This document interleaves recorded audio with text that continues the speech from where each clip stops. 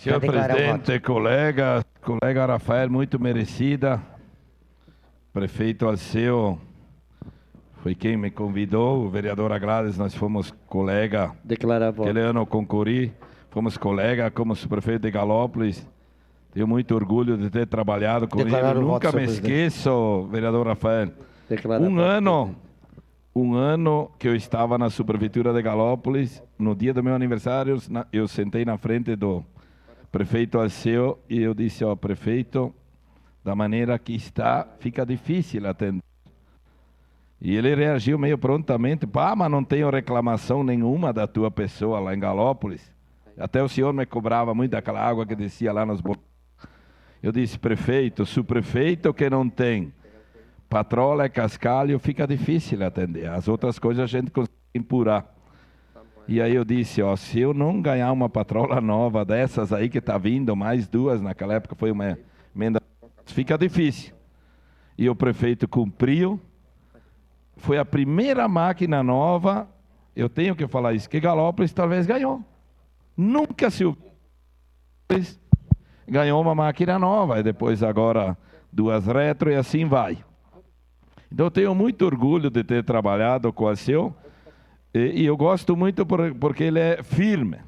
E sempre quando nós tínhamos reuniões entre os subprefeitos, eles diziam, podem ter atendimento, não façam fora daquilo que a lei permite, porque eu não vou estar na cabeça de ninguém.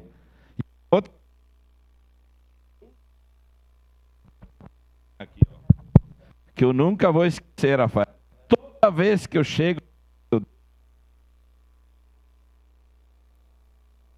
é muito para mim.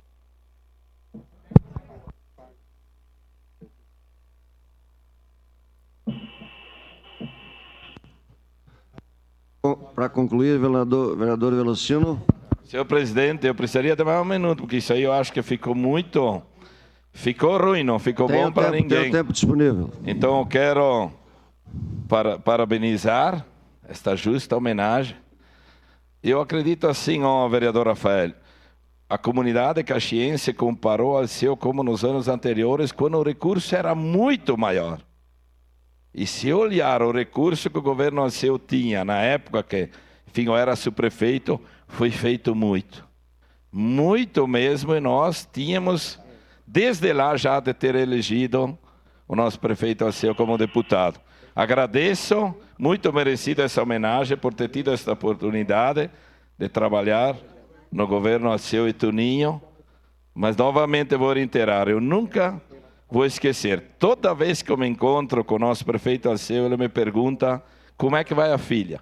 Isso é muito importante, porque além de um ser humano, de um advogado redomado, enfim, de um prefeito advogado redomado, assim para declarar o voto, presidente. Muito merecido, estarei presente. Parabéns, Rafael. Obrigado, vereador Velocino.